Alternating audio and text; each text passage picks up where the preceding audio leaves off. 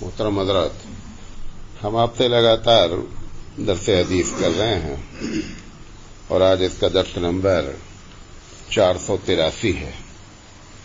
کل ایک حدیث ہم نے بیان کی تھی کہ مومن کی عزت اور مومن کا احترام بیت اللہ سے بھی زیادہ ہے۔ تو اس میں دو باتیں بیان کی تھی کل، کہ انسان کا احترام اور انسان کو تکلیف دینا، جب بندہ انسان کا احترام کرتا ہے تو اللہ تعالی خوش ہوتا ہے، اور اس کی وجہ یہ ہے کہ خالق کو اپنے مخلوق سے پیار ہوتا ہے۔ یہ وجہ بیان کی تھی۔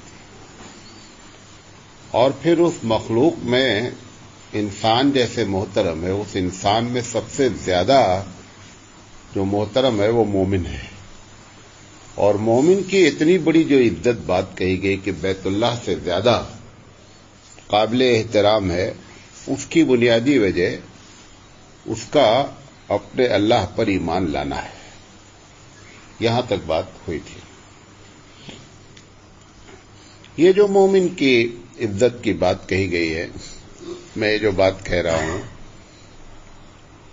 ہو سکتا ہے لوگ اختلاف کریں۔ میرا ماننا یہ ہے، میرے اندر کی کیفیت ہے وہ بتا رہا ہوں، کہ اس دنیا میں اللہ تعالی جو کچھ بھی کر رہا ہے، ان سب میں اس کے سامنے مومن مد نظر ہے۔ اگر اس دنیا میں دنیا والوں کو کھلاتا ہے، پلاتا ہے، تو ان سب کی وجہ کیا ہے؟ مومن ہے۔ جو قانون بناتا ہے، ان سب کی وجہ بھی کیا ہے؟ مومن ہے۔ مومن کو بیس بنا کر کے اب مومن کی بنیاد پہ دوسرے لوگ فائدہ اٹھا لیں، وہ ایک الگ بات ہے۔ جیسے حدیث میں آتا ہے کہ جب بہت لوگ شرارت کرنے لگتے دنیا والے، تو اللہ تعالیٰ چاہتا ہے کہ بارش روک دی جائے۔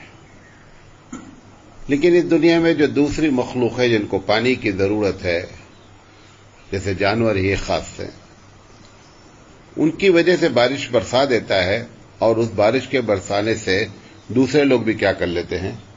فائدہ اٹھا لیتے ہیں۔ ایسے ہی مومن ہے۔ جو قانون سازیاں ہیں، جو نعمتیں ہیں، وہ سب حقیقت میں مومن کی وجہ سے اس دنیا میں آتی ہیں، اور بہت سے لوگ فائدہ اٹھا لیتے ہیں، لیکن بیس کیا ہے؟ بیس مومن ہے۔ اور اس کی وجہ کیا ہے؟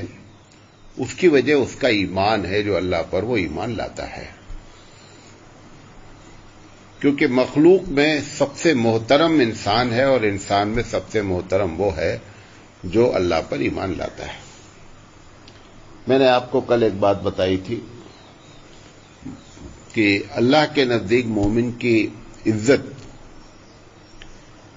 ایک تو یہ حدیث بیان کی کہ المومن اعظم حربۃ منک، کہ بیت اللہ تجھ سے بھی زیادہ مومن قابل احترام ہے۔ یہ حدیث اسی پر بات چل رہی ہے۔ اور قرآن مجید کی ایک دوسری آیت بیان کی تھی کہ فَلِلَّهِ الْعِزَّةُ، عزت تو اللہ کے لیے ہے، وَلِرَسُولِهِ، اور اس کے رسول کے لیے ہے، وَلِلْمُؤْمِنِينَ، اور مومن کے لیے ہے۔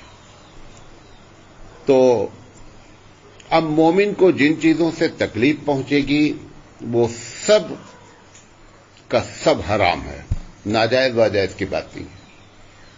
اگر مومن کو تکلیف پہنچتی ہے بندوں کے ذریعے، جو بھی تکلیف پہنچا رہا ہے وہ سب حرام ہے۔ بخاری کی روایت ہے، بخاری مسلم دونوں کی روایت ہے، کہ حجۃ الوداع کے موقع پر اللہ کے رسول صلی اللہ علیہ وسلم نے پوچھا کہ آج کون سا دن ہے؟ صحابہ سبھی کو معلوم تھا کون سا دن ہے، لیکن سب خاموش رہے۔ پھر پوچھا کہ یہ کون سا مہینہ چل رہا ہے؟ پھر بھی سب خاموش رہے۔ کہا کہ یہ جگہ کون سی ہے؟ سب بھی خاموش رہے۔ پھر آپ نے فرمایا کہ یہ بڑا محترم مہینہ ہے، یہ بڑی محترم جگہ ہے، یعنی مکہ ہے، اور یہ دن بڑا محترم ہے، حج کا دن ہے۔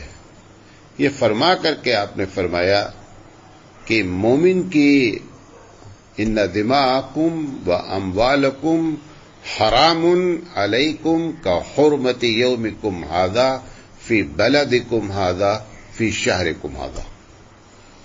آپ نے فرمایا کہ تمہارا خون، تمہارا مال، تمہاری عزت حرام علیکم، ایک دوسرے کے اوپر حرام کی جاتی ہے کہ اگر اس کے مال کو نقصان پہنچائے پلاننگ سے، جان کو نقصان پہنچائے یا اس کی عزت سے کھیلے، آپ نے فرمایا کہ ایسے ہی محترم ہے جیسے آج کا دن اور یہ شہر اور یہ جگہ کا حرمت یومکم ھذا، اس دن کی طرح کہتے ہیں۔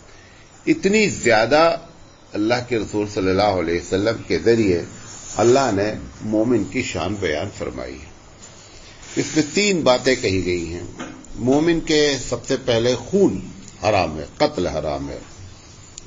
ایک حدیث میں آتا ہے کہ پوری دنیا کو، ترمذی شریف کی روایت ہے کہ پوری دنیا کو آدمی نقصان پہنچائے، غور سے سنیے گا ایک ایک حدیث، اس میں پوری دنیا کو نقصان پہنچائے، یہ اللہ کے نزدیک ہلکا ہے اگر اس نے ایک مومن کو تکلیف پہنچایا ہے۔ یعنی ایک مومن کا خون اگر بہایا گیا، تکلیف نہیں، خون بہایا گیا، تو اللہ کے نزدیک ساری دنیا کو اگر برباد کر دیا جاتا تو بھی اللہ کے نزدیک ہلکا ہے، لیکن ایک مومن کا قتل اس سے بھی بڑا ہے۔ یہ ترمذی شریف کی روایت ہے۔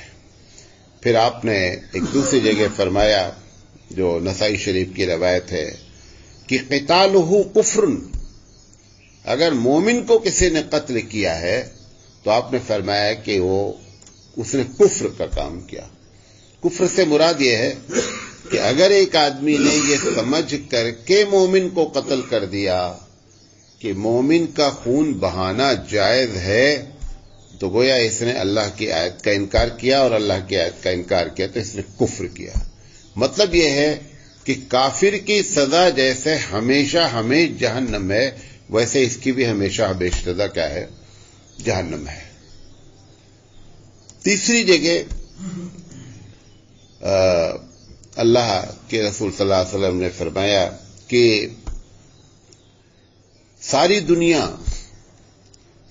دنیا کے مقابلے میں قتل المومن اعظم عند اللہ من زوال الدنیا۔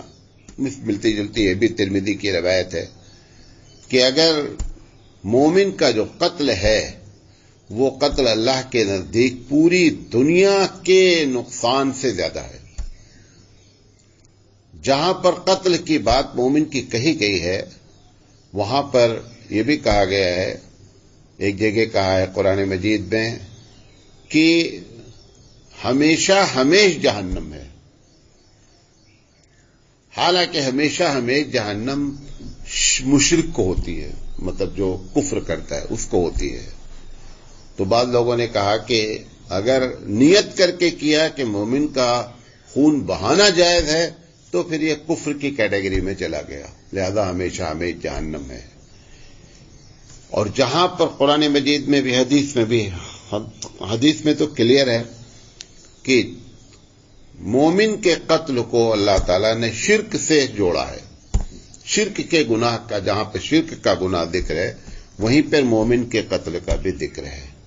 لہذا یہ جو بات کہی گئی کہ مومن کا ان دماءکم، تمہارا خون بہانا کسی ایک دوسرے پر، یہ حرام ہے۔ آپ صلی اللہ علیہ وسلم نے اس کو اس وقت حجۃ الوداع کے موقع پر جتنی باتیں کہی گئی ہیں وہ سب بہت اہمیت کی حامل تھی، اس لیے اپنے آخری خطبے میں آپ صلی اللہ علیہ وسلم نے اس کو بیان فرمایا۔